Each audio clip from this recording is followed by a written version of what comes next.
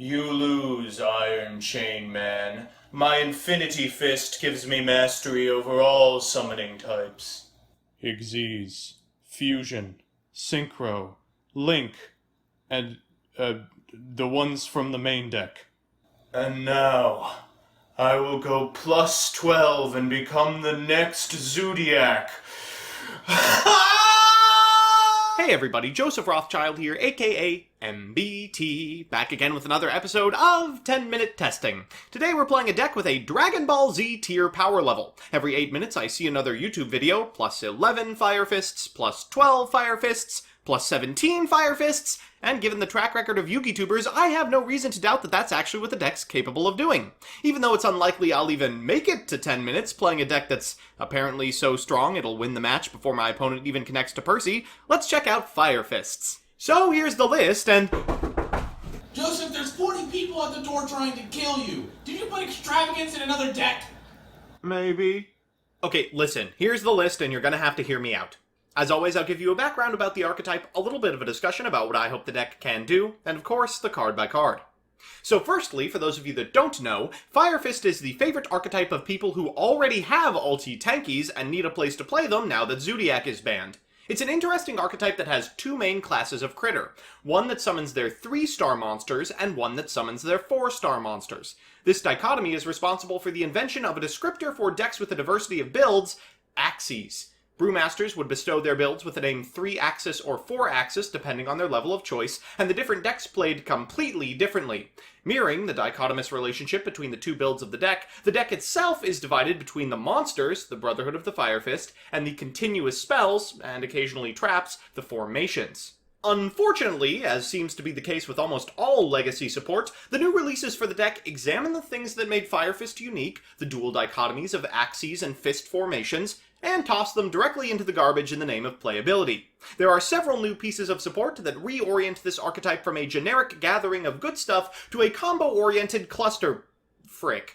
Peacock, which is a mini Borreload, Eagle, which removes the cost from your fist's effects, and both Ritual and Fusion options for negate setups. As a result, the deck now plays similarly to Ritual Beast. It's got multiple 2-card combos that set up into boards that aren't quite unbreakable, but are quite efficient. Our build differs greatly from most of the other lists on YouTube. A lot of the reason the tubers are able to go plus 11, plus 12, or plus 40 is that they've loaded their specific lists with a hyper-focused suite of 1 and 2-ofs that serve as powerful combo extenders for very, very specific hands. I think that deck building with respect to raising the ceiling of this strategy is a bad idea. Instead of including 18 1-ofs so that you can add one additional Xyz monster to your already nigh unbeatable board, or stuffing your extra deck with silver bullets for the Ojama King Turbo matchup, you should be focusing on your bread and butter combos and maxing out on the individual monsters responsible for them, the consistency cards that make them possible to find in the first place, and the redundancy tools that insulate your otherwise extremely fragile lines. Yes, this includes Pot of Extravagance, but in my defense, you are truthfully only likely to make the monsters I've included in the extra anyway. So with that, let's get into the card by card. Firstly, the new Fisters. 3 Panda, who can be special summoned from the hand when you activate a formation, then special summons a fist from your graveyard, and 3 Elephant, who can bin a formation to summon a fist from your hand, and combos with himself to shuffle back a formation in graveyard to search a panda. Next is Dragon. Still $30, by the way, who sets a formation trap when a formation's activated and can destroy 2 formations to bring back a fist. After that is Rooster, who, when special summoned by a fist, is a Stratos and can tag through formations, and Raven, who searches formations when sent to the graveyard. After that is a 1-of of Buffalo. The deck has several Foolish Burials, and their Ritual monster, a Monster Negator. Finally, we're on 3 Ash. For spells, we're on formations Tenki and Tensu, plus 3 new ones. Liang Peak, which gains counters as you special Fire Fists and has a ton of abilities. Dome, which ritual summons Eland and reborns on destruction. And Ingen, which fusion summons Swan and reincarnates when popped. We're also on Extravagance, which I have liked a lot, despite the anger I'm sure I'm farming in the comments, and called because we are really fragile. For traps, we're on 2 Sinto and 3 Impermanence. In the extra, we're on an extravagant board of 2 Swan, who wins in time and is instant speed battle phase Scrap Dragon with formations, 3 Tiger King, 2 Cardinal, 3 Eagle, the playmaker of the deck, who cheats the cost of the fists and foolishes one by returning a formation to the hand, 3 Peacock, who borreloads for the cost of a single formation, and 3 Almirage because Raven is only 200 attack points deep. So with that, let's jump into the games. Our first match is up against Striker, and I know what you're thinking. Striker for game 1, this deck must be OP! It's not exactly Striker, it's Skystar. Having said that, our opponent's opener is quite good, though ours may be just a little bit better. We're going to start by normal summoning a copy of Raven, which we'll use to link summon a copy of Almirage, triggering the grave effect of Raven, and eating a Gamma. Well, we have one of the very few hands that can play through this. We're going to activate Domain for no other reason than to special summon the Panda out of our hand and the Raven from our graveyard, link summoning a copy of Eagle, and getting a Tensu to our side of the field. We'll activate Tensu to normal summon a copy of Dragon, then Eagle's effect to return it to the hand, activating it again to get a Sinto off of Dragon's effect. We'll activate the other effect of Dragon to bring back the Rooster that we sent, adding an Elephant to hand, and an Ingen to our side of the board. We'll clear that zone before activating Ingen and fusion summoning Swan. That's time in the round, and not a bad setup through a piece of disruption. Our opponent's going to activate Afterburners. I guess we Sinto this. This is why we're playing 2. We can now just set a second one with this copy of Dragon. They're going to special summon a copy of Pankratops, and yikes, they gotta do it pre-combat because of the way Swan works. They'll get a Korobane and eat our Eagle before popping it with multi-roll and activating Engage. Shoot. Now they're off to the races. They're going to go into Kagari, add back the Engage. They'll activate Engage again for a Jamming Waves, which they will use to destroy our Sinto, before going into Shizuku, getting a copy of Widow Anchor, and setting 4. Yikes. Okay, we have to win right now, but it looks like we might be able to. We're going to activate Buffalo's effect, triggering the effects of both Dome and Ingen. That allows us to return this copy of Panda to hand and Swan to field. Another 200, wow! Before Exige Shawcunning a copy of Tiger King. That gets a tanky and prompts the effect of Panda. That special summons the Eagle back and allows us to activate the effect of Eagle to get an Ingen. We'll go into a Peacock, activate Tensu's effect, then use Elephant's effect. We're swarming the board at this point. We're going to bring back this copy of Rooster and get the Ritual to our hand before making another fusion. In battle phase, we will force our opponent to activate Widow Anchor, but they can't take it because we'll just take it back under the link of Peacock, so we'll attack directly, they'll trigger Ray, we'll attack again, they'll go into Hayate, we'll attack over the Hayate, and oh my god, I think we have finagled our way into lethal. While the last game showcases what happens if you open the combo, this game showcases how to salvage hands that don't include it. Our opponent's playing Spyral, and boy is our hand terrible. We have a copy of Dragon and a copy of Tanky, but not a lot else. We've even drawn a Sinto to add insult to injury. We're going to lead by normal summoning a copy of Dragon. We'll activate Tanky for a copy of Elephant, hopefully winning next turn if we can survive that long, setting a Sinto and 3 additional cards before passing it back to our opponent.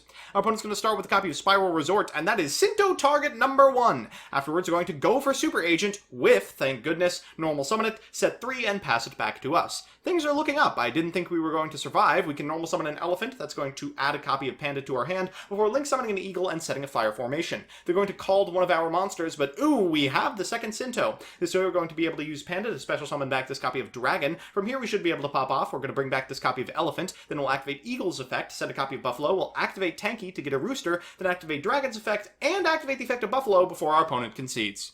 So, it's time for game 3, and you know what that means, a best of 3 versus meta. Our opponent's playing salamangreat, and I have no idea if their hand is good or not. Hard to judge hands that include a Flame Buffalo, but ours does not have one, and therefore looks quite powerful. Unfortunately, our opponent has opened several hand traps. Let's see how many we can play through.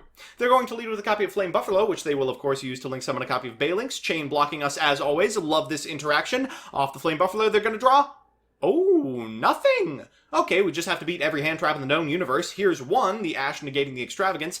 Pretty critical because we do have to resolve this Tanky to get a copy of Raven. We'll link summon a copy of Almirage, use Raven's effect for a Tensu. We will activate Domain for no other reason than to get the Panda out of our hand, the Raven on our side of the board, so we can link summon Eagle. We will set a copy of Ingen. We'll use Eagle's effect to return this copy of Domain, and oh, we eat an effect Veiler. Well, we can fuse it away anyway for a copy of Swan, and that is time in the round, ladies and gentlemen. We'll attack into this copy of Balinx, target the set card. It is an infinite impermanence, but at the very least we get to activate the effect of Ingen, getting this copy of Elephant back to our hand for next turn.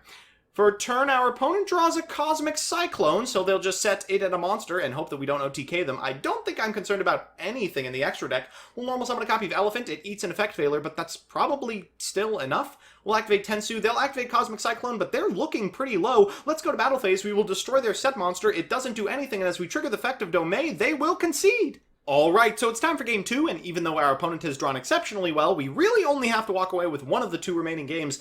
Even if it's not this one, we should be fine. They're going to lead by normal summoning a copy of Salamangreat Foxy. What do they find off the top? But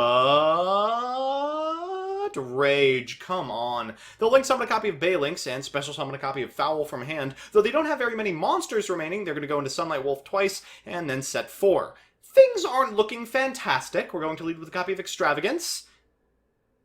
Okay. After that, we're going to activate a copy of Tensu, normal summon a copy of Elephant. We'll use Elephant's effect and... okay. We'll normal summon a copy of Dragon and... okay, let's go to Game 3. So, it's time for that all-important Game 3 and... oh, God, we bricked. Ah, shoot. Okay, well, let's do the best we can. I suppose we're going to lead with a copy of Tanky to get a copy of Raven. We'll link summon a copy of Almirage, triggering Raven for a copy of Tensu. We'll activate Tensu, normal summon a copy of Dragon, and that's it. That's all we can do.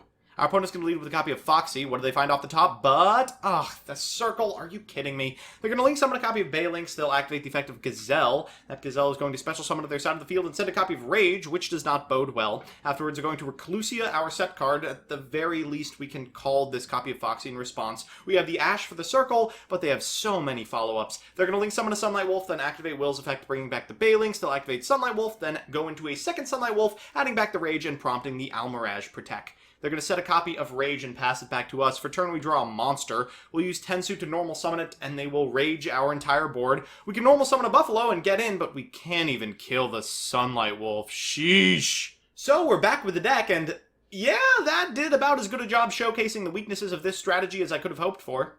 Let's do the pros and cons. First, the pros. 1, it's fine. It's nowhere near as busted as YouTube titles claim, but it's still alright. It feels a lot like Ritual Beast, insofar as a skilled pilot who opens well can easily pop off, but even good players are going to have to deal with the occasional brick. 2, Eagle, despite enabling a completely different playstyle for the deck, is incredible. Buffalo, as free real estate, is quite strong.